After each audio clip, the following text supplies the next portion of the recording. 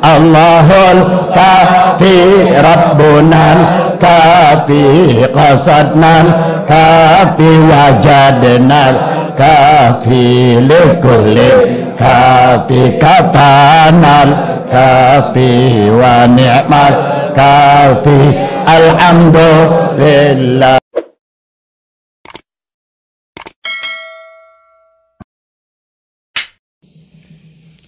Bismillahirrahmanirrahim. Alhamdulillahirabbil alamin. Allahumma shalli ala sayyidina Muhammadin wa ala alihi washabihi ajma'in. Alhamdulillah.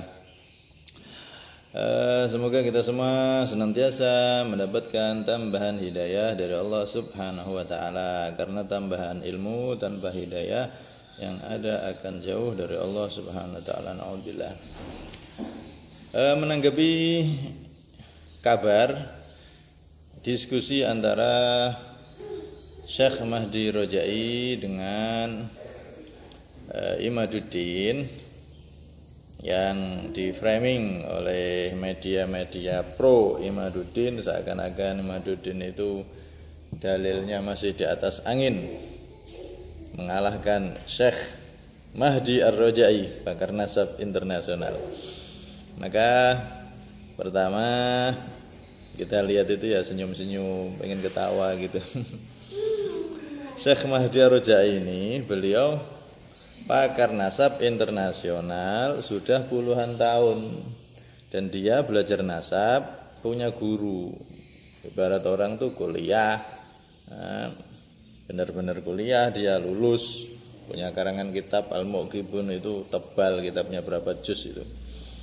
Kemudian dibanding dengan seorang Imaduddin, yang mana dia belajar nasab itu otodidak, tidak punya guru.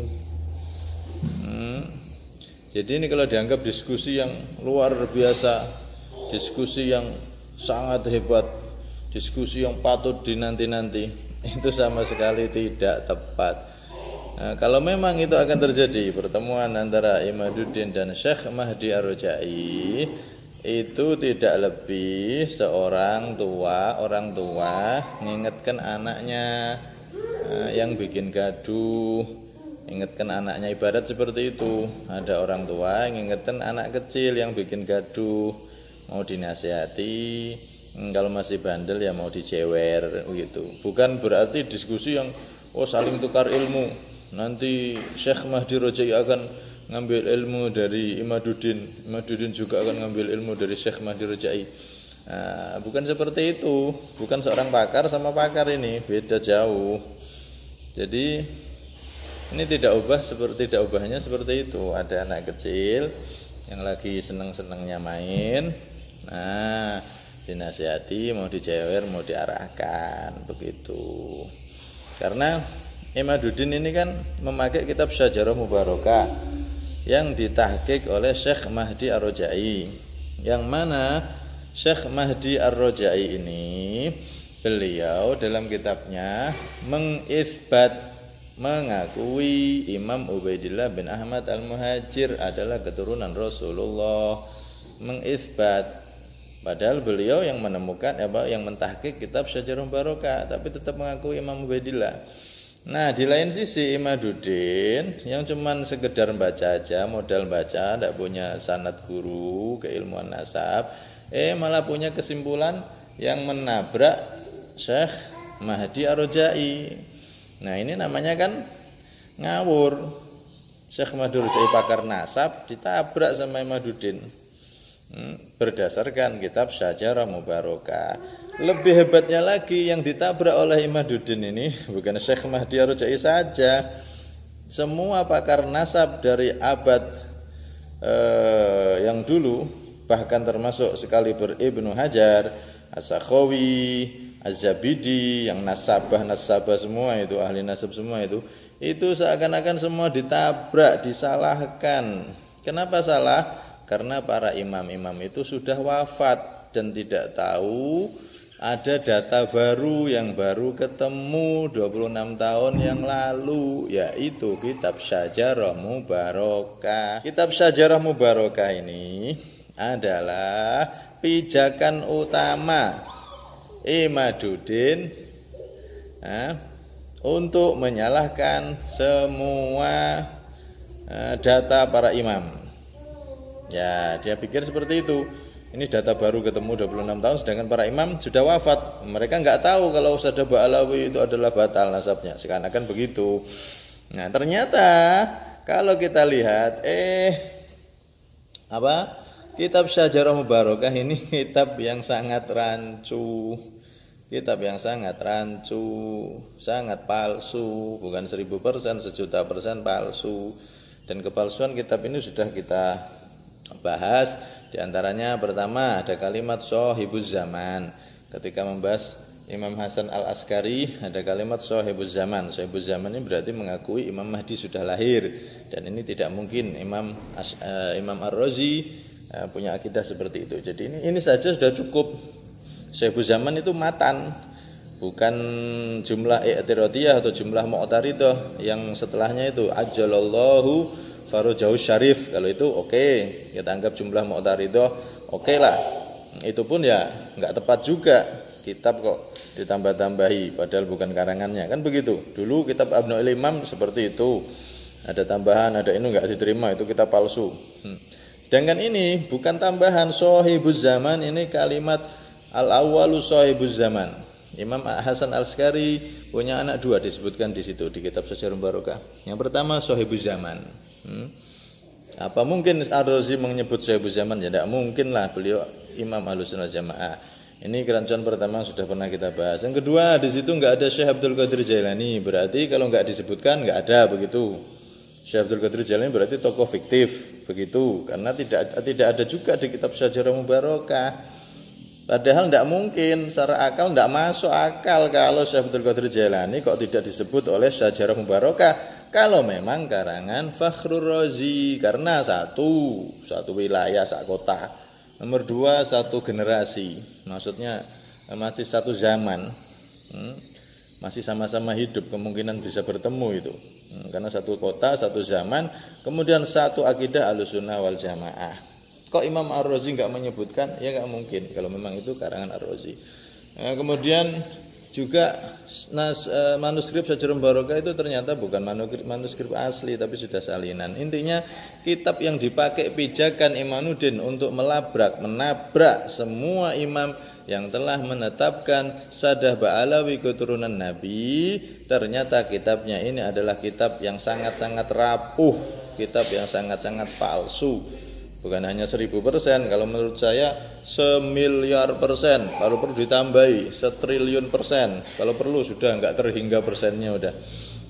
Karena sudah saking rancunya kitab ini. Sehingga kalau kitab ini sudah terbukti palsu, maka Imaduddin sudah enggak punya landasan lagi untuk menyalahkan para imam.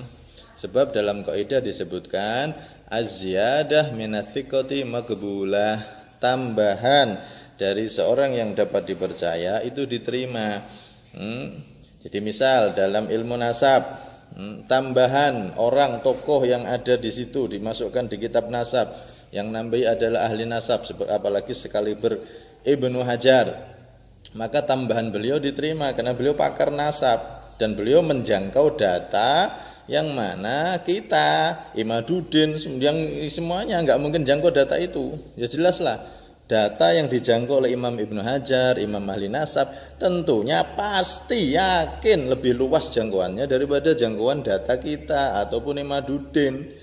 Beda kelas jauh itu. Kalau para imam sudah menetapkan ada Imam Badillah, Ibnu Hajar menetapkan ada Imam Badillah, yang mana beliau menyebutkan sanad khirqahnya, sanad mengambil pakaian sufi, bisa seperti imamah dan lain-lain. Beliau ngambil dari gurunya Habib Abu Bakar bin Abdullah Al-Idris Akbar bin beliau sebutkan tuh sampai Imam Badillah di kitab sabatnya. Itu berarti bukan ngarang. Kalau memang itu nasabnya nasab yang bohong, nggak mungkin disebutkan oleh Imam Ibnu Hajar karena beliau seorang ahli nasabah, beliau seorang ahli nasab. Selain ahli ilmu yang lain, beliau juga ahli nasab dan tercantum dalam deretan ahli nasab.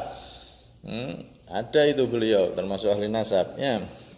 Karena itu apalagi ini menulis nasabnya Imam Ubaidillah, ditulis bukan di catatan pribadi tapi di kitab yang akan dibaca oleh generasi setelahnya. Tidak mungkin beliau berbohong.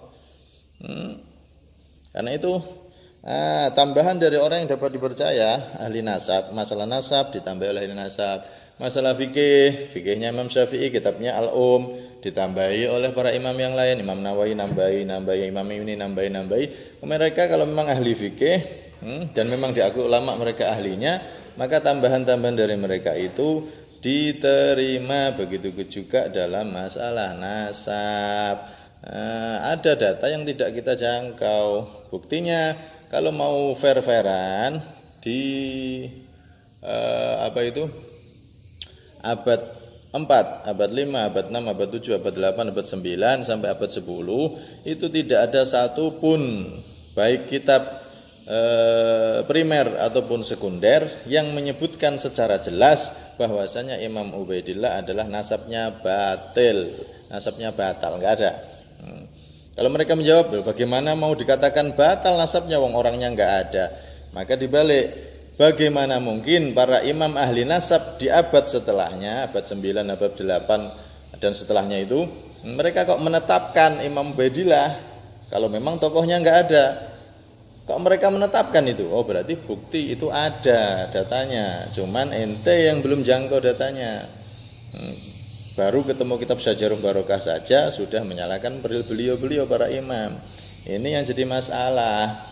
Ini yang mungkin akan diluruskan oleh Syekh Mahdi Ar-Rajai jika benar-benar berdiskusi dengan Imaduddin. Akan dijewer, tanda kutip dijewer, diluruskan. Kamu tuh jangan sembrono gara-gara satu kitab yang mana kitab ini masih diperdebatkan. Kamu sudah menabrak para imam, bahkan menabrak saya. Seakan-akan kan begitu nanti Syekh Mahdi akan berkata, nabrak saya. Syekh Mahdi Ar-Rajai pun ditabrak juga. Padahal kitab itu ditahqiq oleh beliau. Nah, ini kalau mau fair-fairan ya.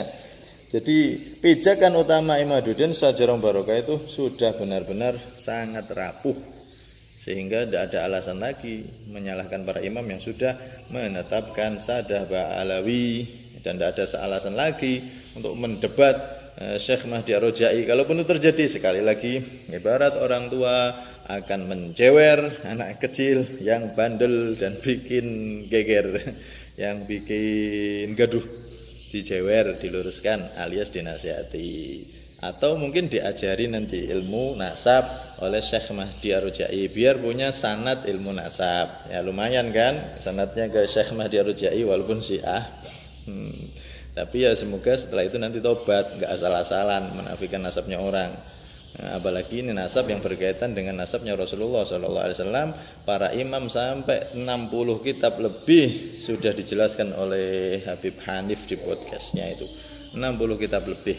Masih kurang apa? Kalau Ahlussunnah Jamaah, ya Allah, dari dulu kita diajari. Kalau sudah qala Ibnu Hajar berkata, sudah di atas kepala sudah.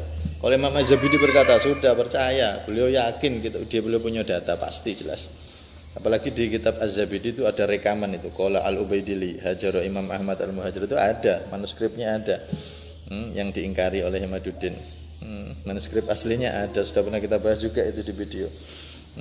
Itu rekaman-rekaman sejarah oleh para imam. Hasil intinya diskusi tersebut tak lain adalah seperti anak kecil yang akan diluruskan, dinasihati atau dicewer kalau masih bandel. Bukan, ini di atas angin. Wah, Masya Allah, alim ini. Aduh.